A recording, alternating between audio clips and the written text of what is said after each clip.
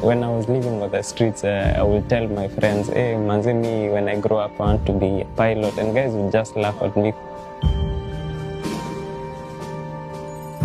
From being a nobody, from being called a street boy in class, and right now, because of him, I'm living my dream.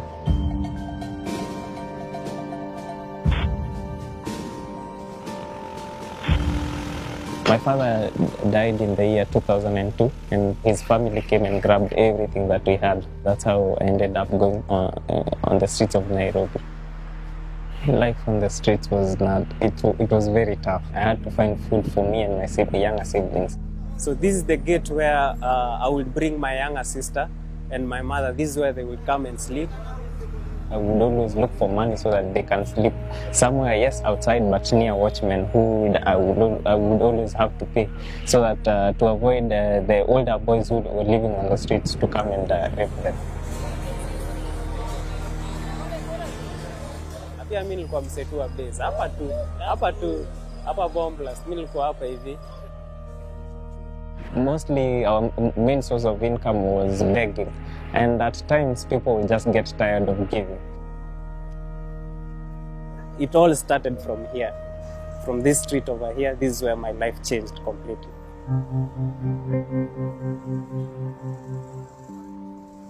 Around 2003, 2004, Michael was brought to Joy Divine. He was rescued from the streets of Nairobi. I want to be a pastor. He was around 9, 10. He had lived on the streets of Nairobi with the mother and the siblings, and Michael was abusing drugs. Life is tough on the streets, and at times you can't survive without using drugs. Now, glue, we always used it because in a way it numbs your nerves so you won't feel cold because you are sleeping outside. When I was removed from the streets, I was never taken to a rehab. So I was taken straight into a classroom, and in there, it was very tough.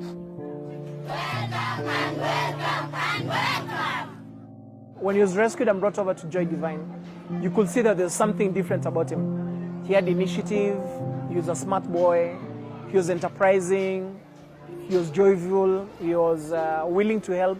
It's very, very good. Within no time, he took up responsibilities at the home, cleanliness, helping out, and when we eventually put him in school, within no time he was a class prefect. Within no time he had caught up with other children in terms of the academics. He was top of his class, he was loving his education. When I went back to school, I literally moved from number 54 to 55 to number 5. We closed school. When we opened school again, I was now leading the class. I would be number 2, number 1, number 2, number 1. I continued with that trend. By the time I was in class 8, I was made the head boy over 2,100 pupils.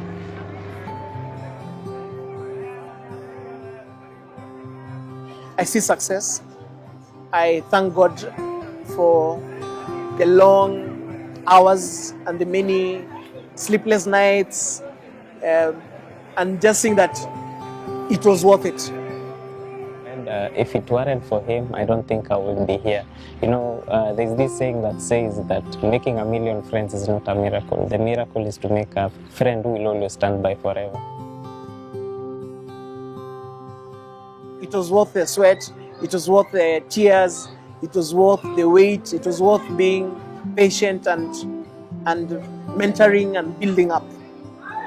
In the long run, things will bear fruit. My mom, and we normally meet once in a while, but her, she chose the life of the streets, and she's always going back to the streets. I don't have my own immediate family. I found that the children I've lived with have ended up being my family. And Fred, he's that friend, that father, that mother who's always stood by us and by me. Without God bringing him into my life, I wouldn't be here. So I salute him, and he's definitely the person that I look up to.